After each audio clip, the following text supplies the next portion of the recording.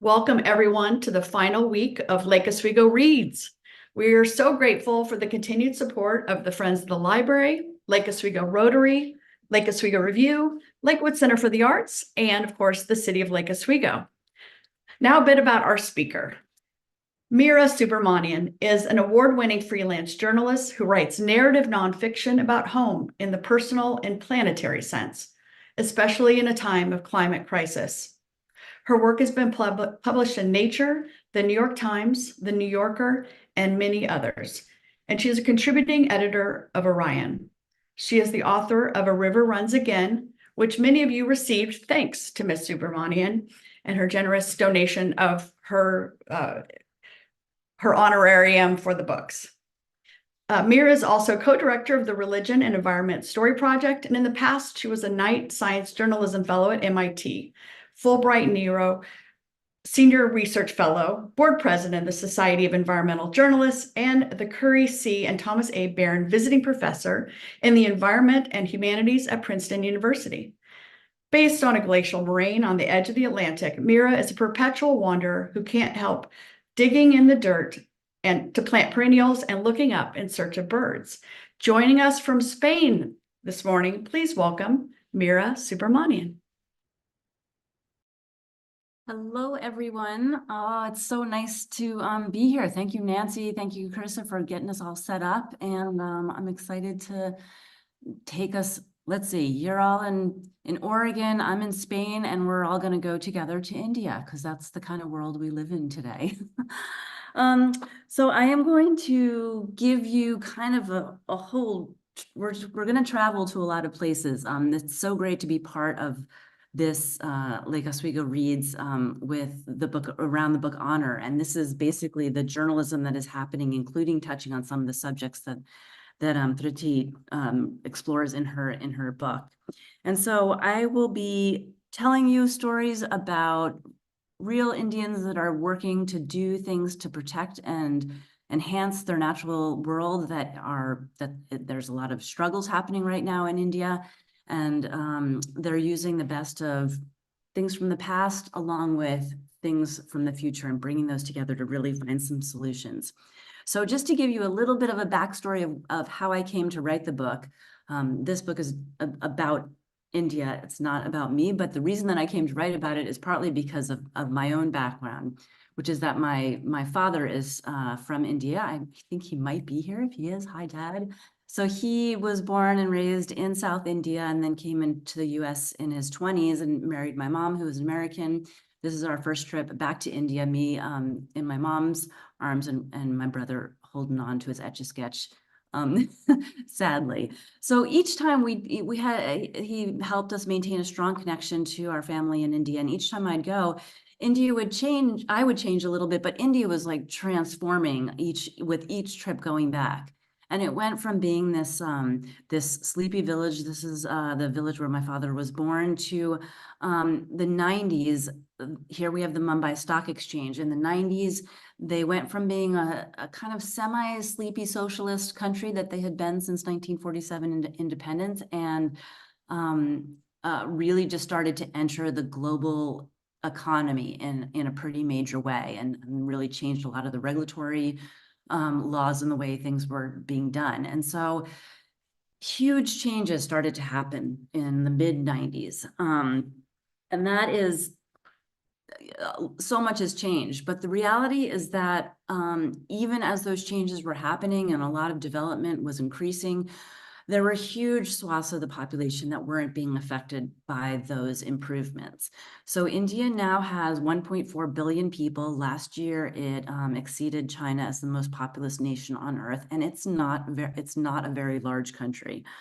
And so when I was working on this book, which is now, I mean, it's almost 10 years old. So some of these numbers have changed for the better, which I'll touch on a little bit more at the end. But when I was working on the book, they were looking at a third of their population not having any access to electricity, zero. They were looking at 2/3 of the population not having access to clean drinking water.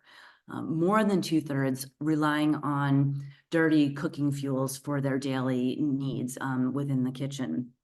And so the driving question that I had going into this book was like, India wanted to get her citizenry access to these basic elements of development that essentially is a human right. And so how do they do that without ravaging the planet with drawing out more natural resources? So how do you find that equilibrium between bringing people up out of poverty to having healthy food, water, and sustenance and livelihoods, but also not ruin the planet in the process? So that was the driving question that I went into my explorations with.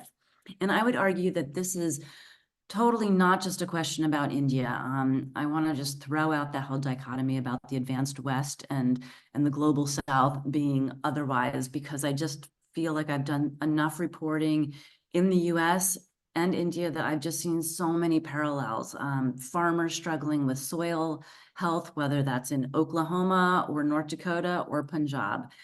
Rivers being polluted by excess agricultural runoff that is happening and creating dead zones in the Gulf of Mississippi, the Gulf of Mexico from the Mississippi River, as much as it's happening in rivers in India.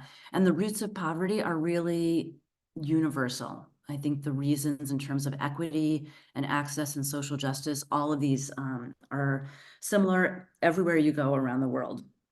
So where does that leave us? It's kind of easy to get depressed. Being an environmental journalist is a tough beat these days. But I went to India really seeking out the hopeful stories. And sometimes I found them. Sometimes I found something more akin to a cautionary tale. But I really did meet amazing people on the ground who told me their stories. And so I brought that together with being a science journalist, reading a lot of papers, looking at academic studies, talking to scientists and academic experts, and really trying to understand, where do these two things meet? People's lived experience on the ground along with what the science says. And so that's what I tried to do with this book. I did find that there were some really surprising stories of power in unsuspected places. And that part was really encouraging to me, about how people can take control of their lives, of their communities, and of their natural environment. So in terms of framing the story, I used the 5 elements, which is a very universal. Through all time, people have tried to shape their world and understand it by understanding it through its forms. And so in India, this is called the Pancha Mahabhuta. These are the 5 elements, and I use these as the framing structure of the book: earth, water, fire, air, and then ether, which is just everything in between, everything else. And the stories really did take me all over the country.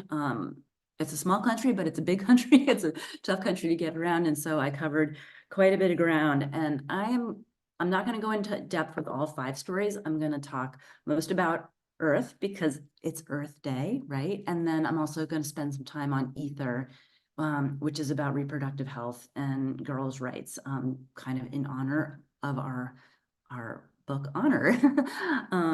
So let's start with the earth. Let's go to agriculture.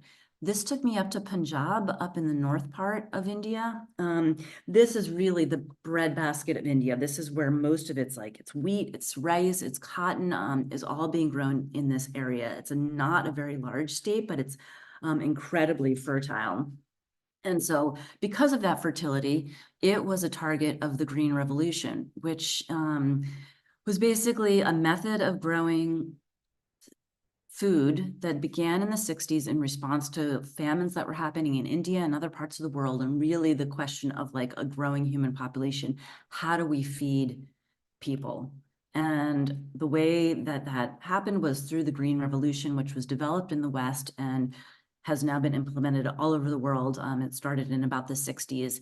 And it basically works by using high yield seeds that are developed to be really high producing, a lot of fertilizers, a lot of pesticides and insecticides and chemicals, and a lot of water. And so that is a method that has really transformed ecosystems all around the planet. There are chemicals literally everywhere now. In India, they turn them into bags.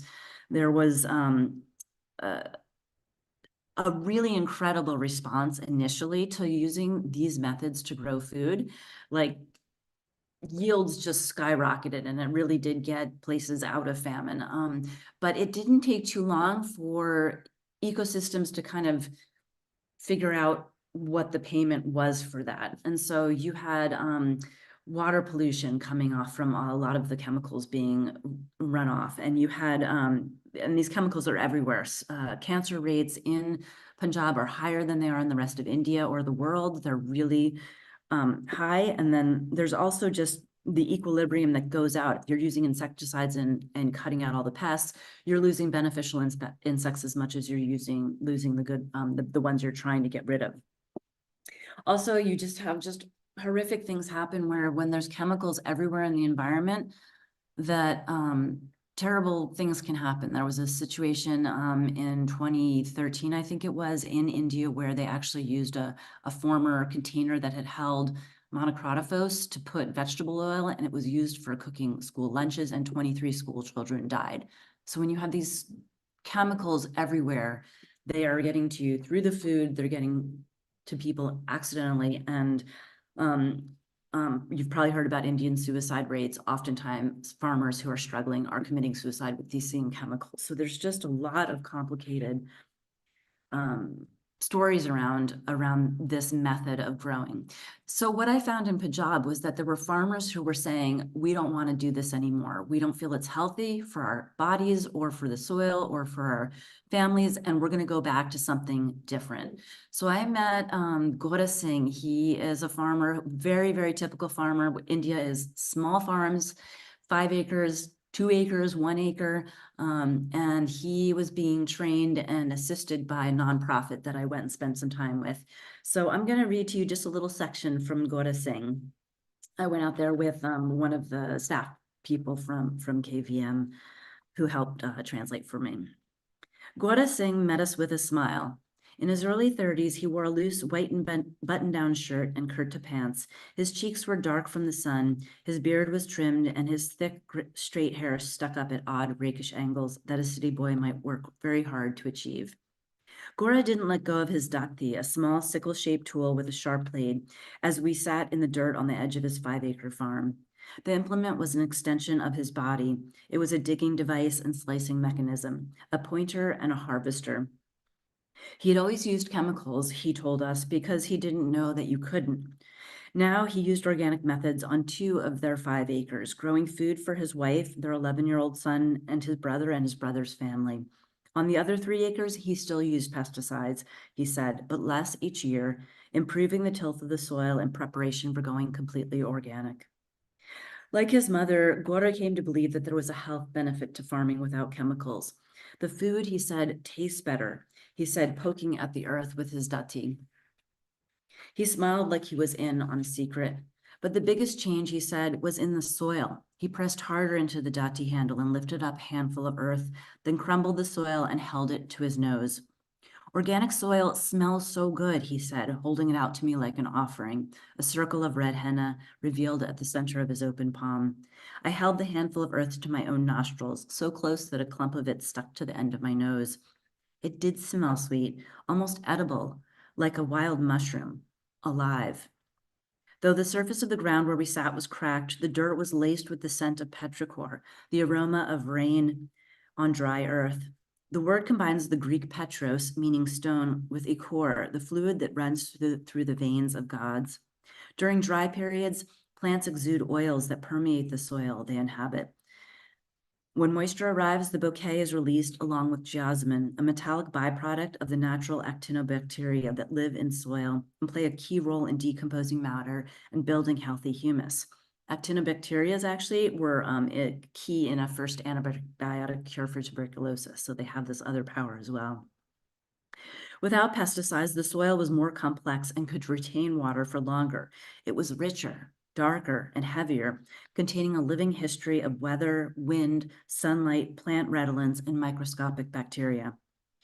Herbicides and pesticides kill indiscriminately, destroying a harmful caterpillar, but also the pollinating butterfly it might have become, along with other beneficial insects that lived alongside it.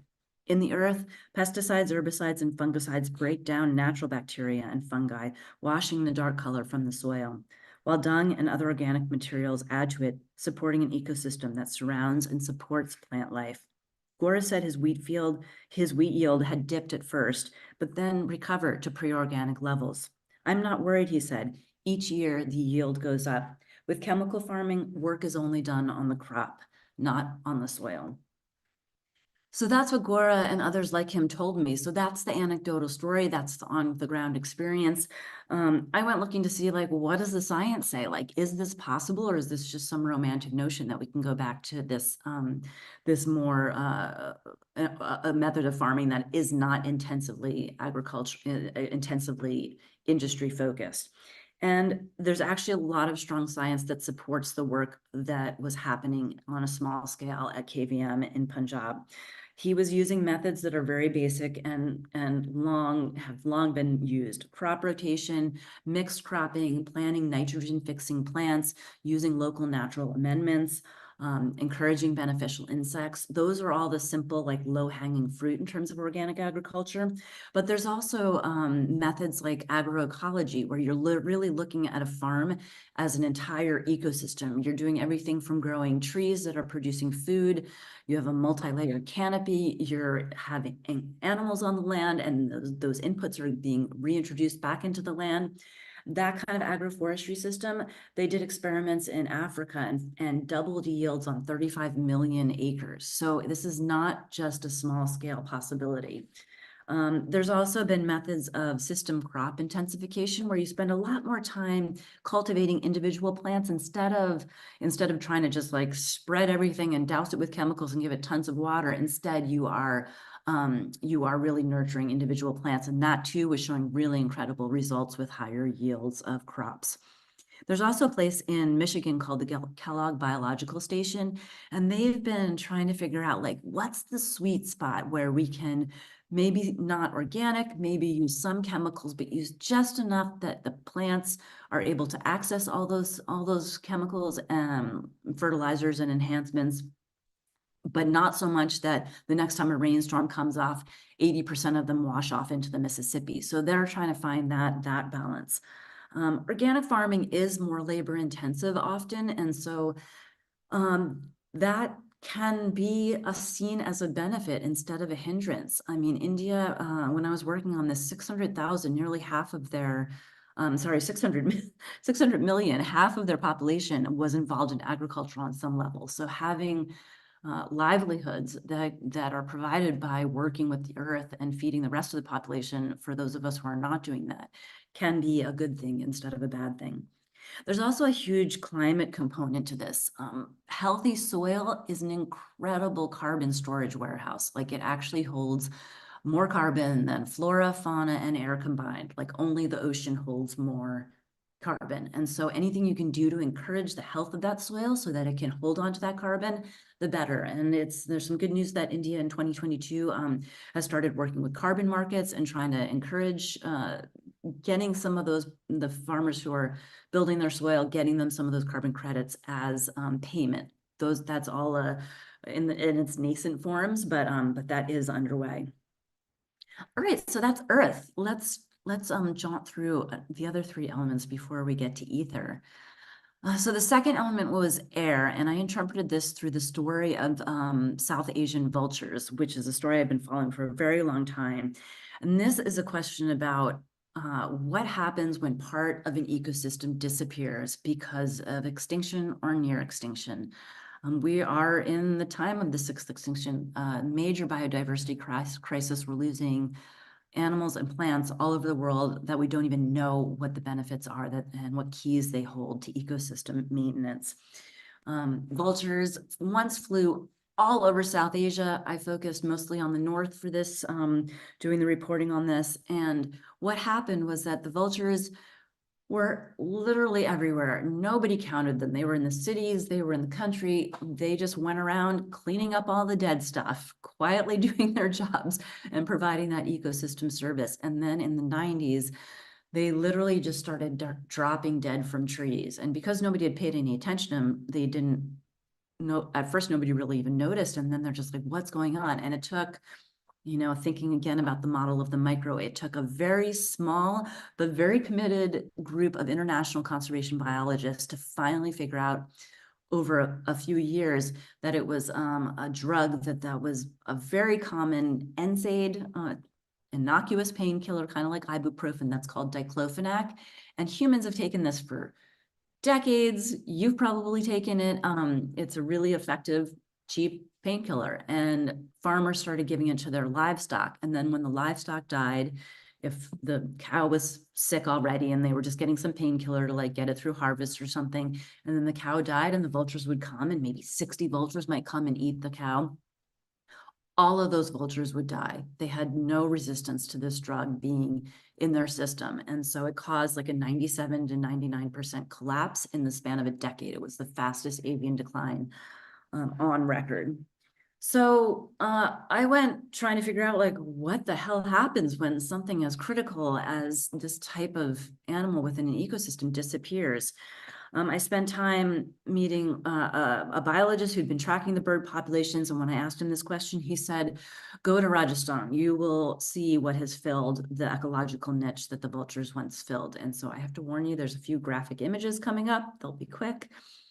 So what's happened is that since the vultures don't go to the fields to clean up dead carcasses, carcasses have to be collected. Almost every town and city has a carcass dump on the edge. And what happens with that is that it's a food source. And feral dogs, which have always been a problem in India, their numbers just went up as the vultures went down. And vultures don't like humans. They fly away from you. Dogs are the complete opposite. They're really dangerous. South Asia accounts for 45% of the world's rabies cases, and a lot of it is because of these feral dogs that can be really aggressive and move in packs. So there's a human health impact that's huge. And then there's also a religious impact, which was just such a fascinating part of the story. Parsis are a very small but very ancient religious group that is mostly based in Mumbai. And they believe fire is sacred and earth is sacred. So you would never put a dead body into either of those elements. So they have always done a sky burial. They lay out the bodies on top of these towers of silence, and the vultures would come and clean them up in like down to the bone in hours until they stop showing up. And so that was a major crisis that they are dealing with. They're trying to use solar collectors to sort of desiccate the bodies. That doesn't work so great. And then you've got really amazing Parsis, like this woman who realized her mother was basically rotting on top of the towers of silence and brought the story out into the world, into the public light. And she has been advocating for adaptation, of saying that we need to change our religious rituals and say that it's okay to bury and cremate our dead, because it doesn't work the way that it's working now. And then the last element was about the scientists who are doing conservation breeding to try to keep these birds alive until the environment can be cleared of diclofenac. And so this has been really hard work. It's now been 20 years or so. An entire generation of scientists have like gone through their careers, and Vibhu here on the right had just retired last year, and he'd been doing this since he was a young man, and they're just working really hard. This is a story that is ongoing. I just went to Nepal last year and wrote a story for the New Yorker about Nepal's efforts, which have been done really well. They got rid of the drug. They just released their last birds. India is still struggling. They just can't seem to get rid of the black market, and farmers are still using the drug, and it's really just not safe to release the birds yet. So they just keep breeding the birds and really hoping that they can make some gains and make the environment safe for them again. So this is a story that is ongoing. All right, then water. This was a fabulous, amazing story of land coming back to life. And this is what gave the book its title. This was in an area in Rajasthan, and it's about basically how these small scale efforts can work across. Oh, I'm sorry, I'm going too fast there. So I went and I met Rajendra Singh, who is known as the Rain Man of Rajasthan. And he had gone also as a young man 20, 30 years ago to the rural areas wanting to be a doctor. And the area was just decimated. It was dry. All the wells had dried up. The men had all left to go work in the city because they couldn't work their fields. They couldn't have livestock. And an elder told Rajendra, we don't we don't need a doctor, we need water. Like, there used to be methods that we had to hold the water and replenish the aquifers, and they've vanished, and you need to rebuild them. So he said, build a dam, build a Johad right there. And he directed Rajendra to do that. And he did, and the rest has continued since there. This has basically been essentially like check dams and swales is the concept. And the idea is that you're just trying to capture monsoon rains when they come down before they just run away. As they say, the water comes and it just runs away. So instead, build small scale dams at all different places across the landscape, capture that water so it can percolate down and replenish the aquifers. I spent time with Kanahia, who has been working with the nonprofit there for 20 years or so, and there's probably about 30 to 40,000 of these little small scale check dams all across the landscape now. The process of this offered work for women in the area, which was really important. I had some who were working on one of them right then. And this is an example of what this looks like. I'm not totally sure if you can see my cursor, but these women are walking on one bit of a swale. There's another swale behind them. And this was all in this long linear valley that they told me had once supported no greenery whatsoever. Up at the uphill side, there were multiple dams that kind of went up the hillside so that whenever water came, it could cascade down across. And basically the wells came back to life, and they were able to really revive this area. The tricky thing is the opposite of this, and again, this is the model of the microbe doing this across the landscape. If you do it in one big fell swoop, which is what India is doing also, they're pursuing something called the Indian Rivers Interlink Project, and they're building massive connectors, large dams at different places all over the country to try to move water. And there's a lot of reasons why this is not as good an idea in terms of huge expense, lots of time, lots of risk for failure. Human communities often get displaced. It's often indigenous communities, tribal communities that are ones that are forced to move off of lands in order to build these projects. It changes hydrology in major ways that are kind of unpredictable. And as we know, again, in America and elsewhere, is that the climate is changing so quickly that precipitation patterns are changing. And it's really hard to design for a future that we just don't know what exactly it's going to look like. So for all of those reasons, these small scale efforts can really have a better impact on the environment. And this, again, is not just a question of India. This is a World Resources Institute map of water stress around the planet. You can just see this is something that is happening everywhere. I'm in Spain. They are facing drought now. They're already having wildfires here because it's so dry and none of the rivers are running. And so anything you can do to capture fleeting rains and bring them together is important. I've written about India, Chennai, the city where my father is from and where a lot of my family continues to live. They ran out of water, basically day zero, where their 4 reservoirs that support the city went dry in 2019, and they were having to bring in water from tankers. So anything we can do to help support water, which is just so necessary, so elemental for life, not just human life, but all life, that if you can bring these old traditions back of capturing water across the landscape and combine that with new technologies like smart water metering that helps like capture and detect leaks so that you're not losing 30% of your water to wasted dripping and things like this. So can you bring the old and new together and really help bring water back to landscapes? All right, fire is the one that took me from, this was mostly in the South. But everywhere I went, I saw evidence of people, mostly women, and children collecting biomass to use for their cooking and energy needs, climbing up trees to grab branches. Here's an entire house covered with dung patties that were drying. This is an issue that is really affecting women and children, especially. These fires burn dirty. They have a huge health implication. They estimate that, the WHO estimates that 3.8 million deaths per year are attributable to this household air pollution, and it's mostly affecting women and children. But there is also this huge climatic impact because this smoke is not staying in the house. Combine it with field burning and car exhaust and truck and industrial exhaust, and you've got a major Asian brown cloud that's literally 2 miles thick. It's also happening in the cities. I've written about this for Nature, about Delhi, which has some of the worst air quality in the world. There are alternatives. There are clean burning fuels. I did this work at Aprovecha, which is a nonprofit in Cottage Grove, Oregon, for years when I was in my 20s. But the reality is that when I went to go find these stoves, in the wild, women weren't using them for a host of reasons. Cultural, they didn't want to cut the wood smaller.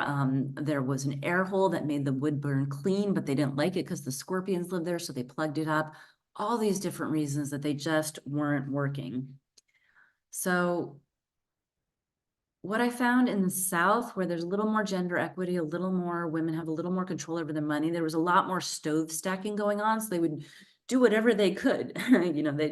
They'd have used the clean stove when they had the time and energy to do it. They might have a 3-stone fire burning in the back to boil a pot of water. And they would use propane when the propane subsidies lasted. But the most encouraging thing I saw were induction stoves, which are now taking off here in the US. I'm getting one installed in our house as we speak. And they're a really, really highly efficient means of electricity as more people get access to electricity. And if the electricity can come from renewable energy sources, then you start getting clean energy in the house coming from clean energy sources. And that's exactly where we should be heading.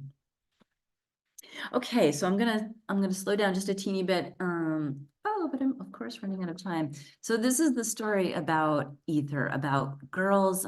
I wanted to find out how they were getting control over their own reproductive lives. I went to Bihar, which is an area which has some of the youngest brides and some of the highest fertility rates. The girl there on the left was 14 and had been married the year before, even though that's illegal. And I followed Pinky Kumari and Binod Singh, who work with an organization called Pathfinder, and they were doing 3-day trainings on sexual and reproductive health to teenagers, both boys and girls. And I went to meet some of those people. I'm going to just read just a short bit from here. So I met with about 24 teenagers in a small area that was in Bodh Gaya, which is where the Buddha attained enlightenment. The girls outnumbered the boys. All had gone through a 3-day training session that Pathfinder offered on basic reproductive and sexual health. The enclosed space was illuminated by dim daylight that seeped in through half-shuttered windows and lit their young faces in the faded blue plaster walls. Each person shared a story. By most accounts, the 3-day Pathfinder training initiative was transformative. The kids used the term Jagriti, which was the name of the program and means awakenings, as they spoke of their own awakenings. They seemed enraptured with Pinky and Binod, and why wouldn't they be? Binod was charming and informative. He teased and joked. Pinky was for them a rare example of a working woman, happy and passionate and brazenly or bafflingly, without either a husband or a child at 30 years old, which is nearly unheard of in rural India. Nobody else had ever told these teens that they had the right to make decisions about their own lives. No one had offered them practical information about topics ordinarily considered taboo, and thus made all the more alluring. It is up to you to decide when you should marry, Pinky and Binod told their students. Wait until at least the legal age of 18 and stay in school as long as you can. You and your spouse can decide how many children to have and when to have them. It is your right to control your fertility. The class also learned about basic contraception, that it's impossible for an IUD to end up in your brain or your windpipe, that it is the father's biological contribution that determines a child's gender with a tiny thing called a chromosome. So if anyone is to be blamed for the unfortunate arrival of a girl child, it is the father. The girls loved this fact and they repeated it often. Pathfinder repeated that in the populations of unwed adolescents whom it had trained, the average age of marriage had gone up 2.6 years, while the arrival of firstborns had been postponed by 1.5 years compared with control groups. By delaying marriage, Pathfinder enabled girls to continue their schooling while their bodies matured. Then couples could find their own way with each other and into adulthood before taking on the demanding role of parents. We emerged from the small schoolhouse into an afternoon damp with mist. Though their hair was neatly pulled back and their clothes were modest, I saw the girls as powerful goddesses, Devis eager for justice, who stepped in where the male gods were failing, determined to quietly or not so quietly dismantle a world that treats them as second-rate citizens. So this was, this image is from one of the controlled towns where it was just a very different feeling. The girls who had gotten training, I felt like they were just, they seemed so much more assertive and in control of themselves in such an interesting way. They still have huge forces against them, as you, if you read Trici's book Honor, you know about. But it was a surprisingly encouraging story in an area that I thought was going to be one of the toughest stories that I would report. And instead I came out feeling like incredibly hopeful about the futures of some of these girls. So I handed in my manuscript in 2015, and that Prime Minister Rajendra Modi celebrated his first election victory. Right now, elections just last Friday started for his third term. He is expected to win. He came in on a platform of aggressive development, and that has been kind of a blessing and a curse for India. At first, he went to the Paris Climate Accords really defiant, saying, you guys all developed, it's our turn. We're building coal plants. But since then, he's really turned around. They have very aggressive renewable energy goals. Right now, they are aiming for 50% of their total electricity to come from renewables by 2030, which is not so far away. The bad news is that a lot of this development has come, and a lot of those numbers I said in the beginning about electricity access and everything have definitely improved. Not all of them, but some of them. A lot of this has come at the expense of the environment. It's all about economic development and kind of at any expense. Air quality continues to be absolutely horrific. Some of the aspects about energy, though, in terms of clean energy, have been encouraging. They are going gangbusters on renewable energy. And I actually went and did a story for the New Yorker also when I was in India last year. And I visited the world's third largest solar farm. They're aiming for it to become the world's first largest solar farm. And this was 13,000 acres, as big as the island of Manhattan, with 5 little villages still interspersed within it.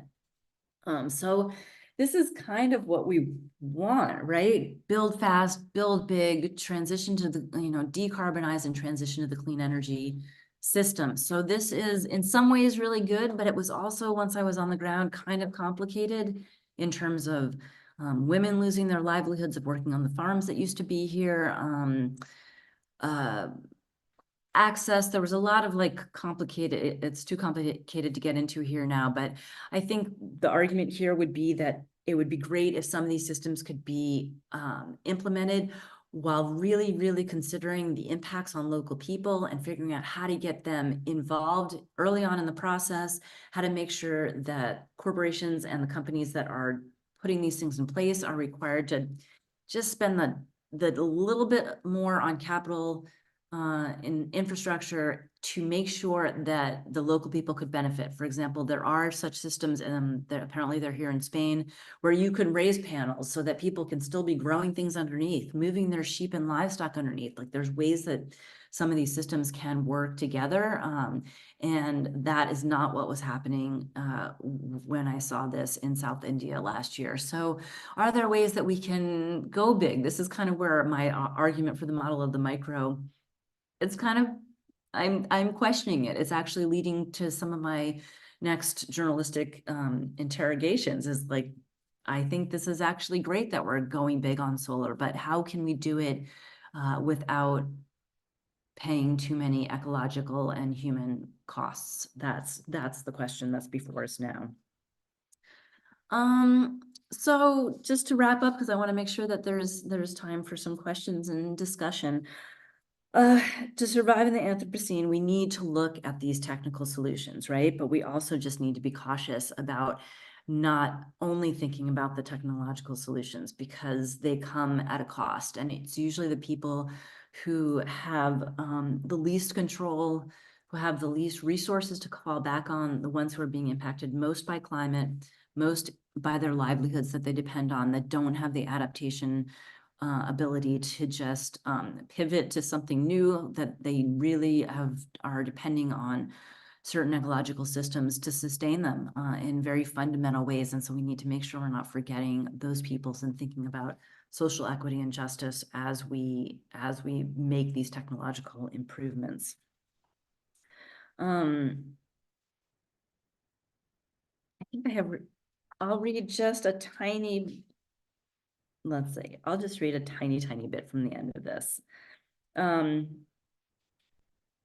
At this moment, India must decide, and this comes from the end of the book. At this moment, India must decide what her future will be. Two paths present themselves as her development efforts advance.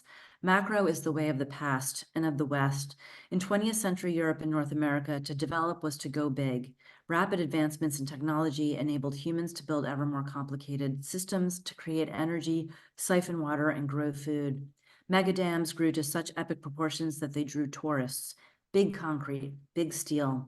We split atoms to release previously unimaginable amounts of energy. Industrialization, not limited to manufacturing, became the model by which to raise meat and grow crops. These efforts were incredibly productive. They also came at untold collateral cost to the environment and human communities, and they have proven unsustainable over the long term. India could follow the West down this well-worn path of the big, wrenching every last resource from the ecosystems of South Asia and giving back nothing. It takes little imagination to envision such a future. Or India could choose the other path. Growth could be guided by environmental self-rule. Call it eco-Swaraj. I witnessed the small, the local, the indigenous at work across India. But today, more than ever, we need to draw more out of less. Small systems require less capital and can be implemented quickly. They allow for adaptation to the rapidly changing needs of individuals and societies in a way that macro systems, expensive and years in the making, simply do not. To go small is to be agile, the darting swallow instead of the lumbering goose. If successful, this model of the micro could do more than just solve India's woes. It could provide an example for developing behemoths like China, struggling countries in Africa, and places such as the United States, where our once impressive macro infrastructure of the last century is crumbling into disrepair. So when we're faced with limited natural resources, we should turn to planetary assets that are not finite. Knowledge, energy from the sun, energy from the wind, education, all of these can help develop and conserve the natural world in ways that don't have to be mutually exclusive. In many ways, I feel like it's more attainable than ever. And I hope that we see it happening, not just every year on Earth Day, but throughout and throughout. All right. I think I would love to open it up to questions. And maybe I'll stop sharing my screen so that I don't know if I can see people or not. Yeah, hopefully you should be able to see some of our friends who are willing to share their video. And I put a note in the chat that if you have questions, you're welcome to enter them there. And I have a few questions here on my list already. So many things came up for me while you were talking. I covered a lot of ground. Yeah, you did. And just, the first thing that came up for me was I have a 7th grade son, and, he came home this last week and said, "Mom, did you hear about Dubai? They had an annual amount of rainfall in like a day or two." Yeah. And he was like, they seed the clouds. And I was like, this is a thing I've never heard of. And now my son is, and so I was like, I did not know that. Like, let's read about it. And it makes me wonder, is that something that India also does to try to sort of cleanse some pollution? Yeah, that's so interesting. Yeah, seed clouding is happening in certain places. I don't think it's happening in India, I feel like I've read that's actually happening in Idaho, possibly on a Wow. very small scale. I haven't looked into it a lot recently. It brings to mind though, I'm gonna give a plug for a Cli-Fi is like climate sci-fi. And Kim Stanley Robinson, who's an incredible writer, wrote a book called The Ministry for the Future that I just read last fall. And it brings together every element of what is happening with the climate crisis, everything from policy level to eco-terrorism to geoengineering, which is cloud seeding is one of the methods of geoengineering, of doing these like things to kind of tweak, to try to tweak the system that we've already tweaked. It's an incredible book, and in that, India goes full on cloud seeding, and some of the key scenes happen in India right at the beginning of the book. So that it's an incredible. If you're interested in this topic, I would highly recommend that book.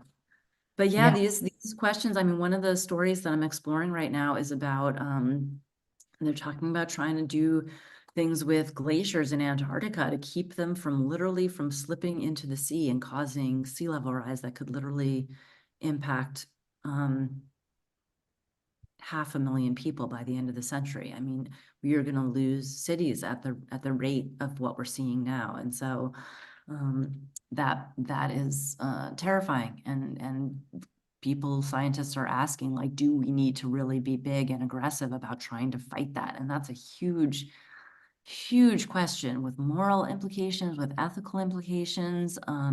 Who's at the table? Who's discussing it? How does it get implemented? Who pays for it? It's all really, really fascinating and really complicated and becoming more urgent. But Carissa, to your point, these like deluges of rain, even without cloud seeding, we're seeing more of that. We're seeing more of the drought and heavy rain. So you might like look at average rainfall, and average rainfall might not be any different, but it all comes in like these short little spurts. And that's why, like, talking about mega dams, like I think that was California and other places where dam failure has been like this close because they just can't handle the rains. That they weren't built for the rains that are happening these days. Yeah. And if those rains are coming after a drought where your soil can't absorb Yeah, that exactly. moisture, you're just losing, which came to another question, which is when you talked about the water retention vessels or systems being placed in rural areas, who provides the materials and money to implement and build those? Yeah, that was really fascinating where they were super low tech. I mean, some of them were literally just dirt, like people just moving dirt and just creating, swales and check dams enough to catch them in certain areas. They were using some concrete. There was a I'm not going to remember the name of it now, but there's a national program that is kind of like during the Depression, the Conservation Corps. It's kind of like that. It basically helps make sure that really low income people people that don't have any jobs and have little access to jobs, that there's rural development programs that are happening where they get like a living wage to be able to do it. And the way that this nonprofit was implementing it was that like the entire village had to buy in. So there was like skin in the game, like literally every single household had to have somebody who was willing to like go out on some Saturday and contribute sweat equity, or people were getting paid by this government thing. So it was a combination of volunteerism and government money, and yeah, there was not like. And when they were first, what's really interesting is these systems used to be in place before the British came in, and then the British entered and they're like, okay, we're in control, pay us taxes, we'll take care of things. And that's like the model that we're all familiar with. We're familiar with like you pay taxes and somebody else takes care of it. Yeah. And the system like broke down.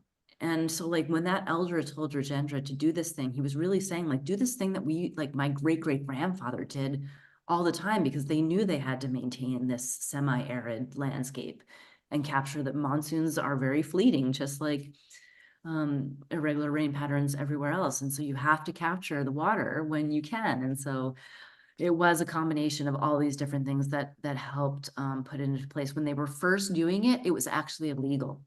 Like they weren't allowed to be tinkering with the water systems the way they were. And they were just like, we don't care, we're doing it. And they Oh my did. And God. now, I mean, Prince Charles had actually went and visited the city. They were really proud of that he'd come in to the village, and um, it's been held up as a model. And they're just really proud of what they've done there, even though it was illegal when they started it. Yeah. It's just, I mean, some of these projects are so they have such a big impact. Yeah. And then you look at the issue of like the vulture population, and it made me think about how there are lots of people in power who are doing harmful things knowingly. And Yeah. then you find out, presumably inadvertently, that this medication in livestock has now like decimated this Yeah. system. And it's like, we didn't know, like now what can we do? I know. It was such a lesson in unintended consequences. Like there's no way they could have known. Now they know. And it's frustrating that the biologists and the conservationists who are working in South India are not in South India, in South Asia and in India are trying to get the government to just like test every drug before you release it. Let's just check. We know this whole class of drugs is bad. So like diclofenac has been banned, technically, even though people still use it. But there's like ketoprofen and there's all these other ones that are very similar. And they're kind of just doing this whack-a-mole that we're like, let's ban ketoprofen. Okay, great. We got the ban in place. Great. Let's ban the next one. And then they're trying to get the precautionary principle essentially put into place where the government would be required to just like do safety testing on this class of drugs on these birds before you give the stamp of approval and it goes out to market. So, Yeah. yeah. Um, I absolutely love the anecdote of the girls learning that little piece of science that, in fact, it is not them or their body that chooses the gender of the child they conceive, and No. how enlightening that one little piece of information could be for them. So I love that part. Yeah. Knowledge is Um, power. I mean, and we say it and it sounds so trite, but it is power. I mean, they were learning how to speak up, and I do hope folks will read more of their stories because their stories I could barely touch on it. But like one girl had gotten a hold of a poster with like showing the life cycles of a human, like you know how baby reproductive and menstruation and how to take fertility, what fertility looks like, and how you can control reproductive choices and how to vaccinate your child and all these things. And she just found this poster and she started educating, like Sheila went through the training and she just went back to the village and was teaching everybody else. yeah. And it's just really, and they were starting to speak up, like, I'm not getting married. I'm not getting, and Pinky's story, the staff woman, her story is like amazing, of what she did, of just being like, please, please let me stay in school just until 18. I promise I'll be the most devout, good Hindu daughter. I won't cause any trouble. Just let me stay in school. And she was like the smart one. And meanwhile, the brother's like partying and not going to school. And he's an idiot, but he's the one who's getting like the school education fees. And so it's just really, really complicated, but like knowledge is power. And is there any negative ramifications for the girls who are getting this knowledge and or standing up for themselves after they have it? Yeah, yeah, I mean there is. I mean, as we're seeing here, misogyny is on the rise in US and around the world. And I feel like that is a really direct response to women and girls saying like asking for what they need and men realizing that their power that was just kind of automatic for a long, long time is not automatic anymore and they have to work for it. And that reporting that I did in Bihar was bookended by Malala Yousafzai getting shot in the head by the Taliban for advocating for school access for girls in Pakistan. And then that really horrific, brutal gang rape that happened in Delhi, where the woman ended up dying. Right in between that 2-month span is when I was talking with these girls. And I write about this in the book, like it does feel like there's a lot of backlash to it. So it's not without its risk. And I mean, the again, going back to Honor, the book, that explores like what that backlash can look like. It can be really brutal, but the hope is that there's still room keep moving in a direction that allows these rights for half of our human population. Yeah. One of our audience members would like to know what you're working on now. Yeah, I am working on, well, I'm in the beginning stages of that, exploring whether I'm gonna do a story on glacial interventions and what scientists are thinking about that. That's kind of like a really big one. I have on a totally different type of story. I've been working with an amazing illustrator whose name is Danica Novgorodov, and she is uh, I've written the manuscript for a YA nonfiction youth climate activist novel, graphic novel. So I've written the manuscript. It follows 4 true real life youth activists who have been really instrumental on working on climate activism. And so I wrote the manuscript, and now she's going through the laborious process of drawing all them. We're hoping that'll be out in the next year and a half or something like that. Right now the working title is A Better World as Possible. And it focuses on the 2019 New York City march that happened that all 4 of those kids were at. And then it flashes back to each of their stories about how they came to care about climate and why they're doing what they are. And those kids are from Bangladesh and Mexico, and one's from Seattle, and one's an Indian boy, but born in the US. So yeah, that is in process. So those are 2 very different projects. That sounds awesome. And it makes me want to close with the question of, people like myself who are sensitive and empathetic, or who are parents or women. It can sometimes be so overwhelming to try and absorb just the magnitude and variety of negative things that are happening, or feel like there's nothing that can be done. Yeah. How do you deal with sort of that environmental or political like compassion fatigue, where you think, oh, these Yeah. great strides have been made, and then you look at something else and you're like, oh my gosh, this other thing was falling apart while we were working Yeah. on this. Yeah. No, I totally feel you. And I do end the story talking about hope as a verb, which is like, I think like I literally for 20 years I've been doing journalism, and so many times I'm like, go to look at the monarch butterflies in Mexico, and I'm asking them like, do you have hope that there's going to be monarchs in the future? Like, do you have hope that the whales will keep swimming off the Cape Cod? Like I kept asking the question, and it was when I was with Kanahia looking down at that valley that was the earth. I'm sorry, the water drawing, and looking back at this very fertile valley that had been brought back to life. And I remember writing in my notebook, like, no, Meera, hope, it's not a noun, it's a verb. Like it's a verb, Yeah. like you just have to do it. And it's really freaking hard, but you do it and you take care of yourself and you figure out what gives you joy in terms of just like what gives you joy, period. And then like, what does the climate crisis need?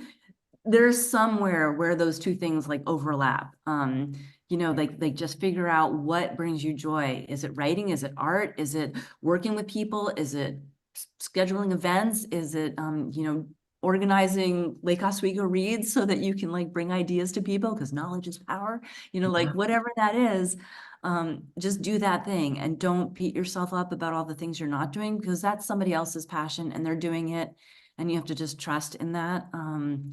And take care of yourself. I mean, it's so overwhelming now, the amount of information that we get in the daily course of our lives, that the human brain was absolutely not evolved to process, and we're failing at it. And it's okay to like unplug. It's encouraged to unplug, go do the things that you love in the places that you love. And I mean, it's part of why I'm here in Spain, because it's just like, oh, I can step out of the frenzy of the place where I was born and raised, and step into a different world and keep doing the work and writing and thinking that I'm doing from a different vantage, and let yourself off the hook when you do that, because you come back replenished and ready for the next battle, because there's always going to be a next battle. Mhm. I love that. Hope as a verb, just like love as a verb. Yeah, exactly. Okay, well, I don't know, Nancy, if you have any final closing words. Just a huge thank you, and I can't imagine ending on a better note. So No, thank you so Thank much. you. Thank you. I'm so glad you had me, and it's so exciting to hear how many events you had, and it's just great. I won't be as good as the collection. Thank you, and thank you Thank everyone you for so joining us.